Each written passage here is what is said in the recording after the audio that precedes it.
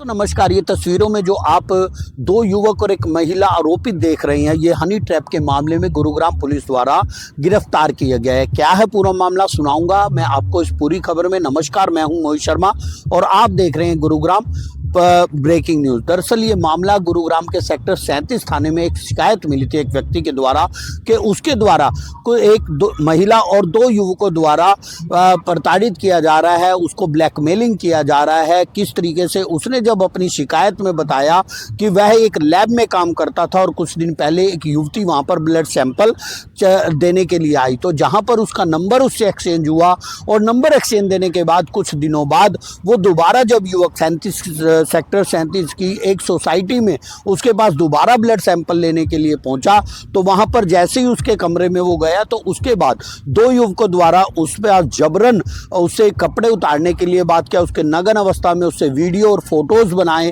ताकि वो झूठे बलात्कार केस में उसे प्रताड़ित ब्लैकमेलिंग कर सके और उससे कुछ पैसा मांग सके। नतीजा ये हुआ कि उसने ब्लैकमेलिंग के तौर पर 2 लाख रुपए ऐंठ लिए, जबकि डिमांड कुछ ज़्यादा पैसों की थी। उसके बाद वो अपनी एक गाड़ी में उसे 2 स्कॉर्पियो गाड़ी में उसे लेके गए, वहाँ पर फिर उसके साथ मारपीटी की।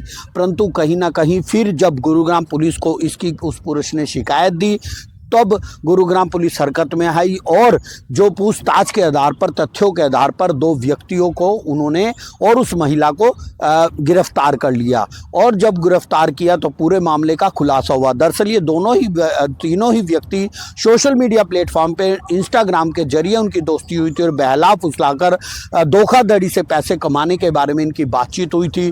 और जानते हैं इस पूरे प्रकरण में गुरुग्राम पुलिस ने क्या क्या सुनाऊं। देखिए, इसमें एक व्यक्ति के द्वारा सेक्टर 37 पुलिस स्टेशन में एक शिकायत दी गई थी और उसने बताया था कि वो कुछ दिनों पहले एक निजी सोसाइटी में ब्लड सैंपल लेने के लिए गया था। वहाँ एक महिला उसको मिली और महिला के द्वारा ब्लड सैंपल के बाद में उसका नंबर है वो एक्सचेंज कर लिया गया।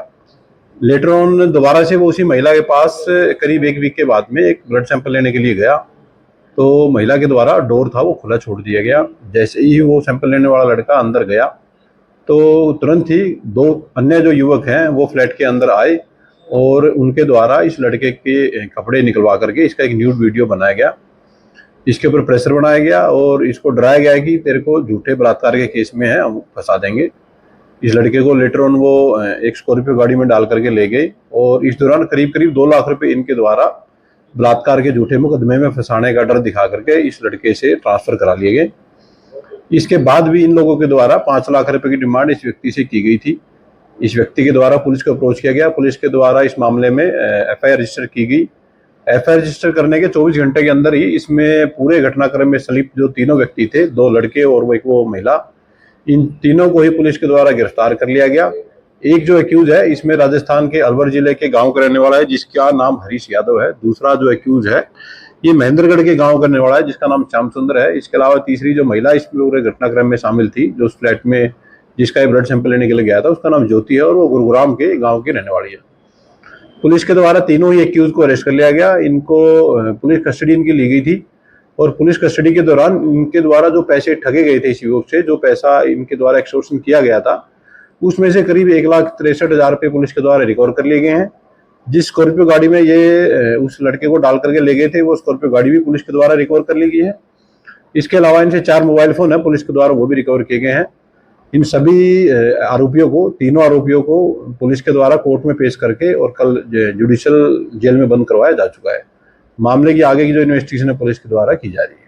सोशल मीडिया पर जानकारी देखिए, इन तीनों एक्यूज से पुलिस के द्वारा जब इंटरोगेशन की गई तो इन्होंने बताया कि ये तीनों एक दूसरे को पहले नहीं जानते थे। इन तीनों की आपस में मुलाकात सोशल मीडिया के माध्यम से हुई थी और उसी पर ये दोस्त बने और बाद में जब ये लोग इकट्ठे हुए तो इनके द्वारा इस तरह की साजिश जो बनाई गई थी, जिसका ये जो विक्टिम था, जो शिकायत करता था, ये उस साजिश का शिकार हुआ और इसके द्वारा जैसे ही पुलिस को अप्रोच किया गया 24 घंटे के अंदर पूरे घटनाक्रम का खुलासा गुरुग्राम पुलिस के द्वारा कर दिया गया। तो ये बाकी युवक क्या है कि उसके साथ ही रहते हैं? देखिए, फिलहाल तक ऐसी कोई बात सामने नहीं आई है। मामले की एक डीप इन्वेस्टिगेशन पुलिस के द्वारा की जा रही है और इन्वेस्टिगेशन में जैसे जैसे तथ्य सामने आएंगे उसके अकॉर्डिंग आगे की कार्रवाई पुलिस के द्वारा जारी की जाएगी। देखिए, तीनों ही आरोपियों को पुलिस के द्वारा गिरफ्तार करके और कोर्ट में पेश करके पुलिस रिमांड लिया गया था। पुलिस रिमांड के दौरान इनके द्वारा जो पैसे ठगे गए थे वो रिकवर किए गए हैं।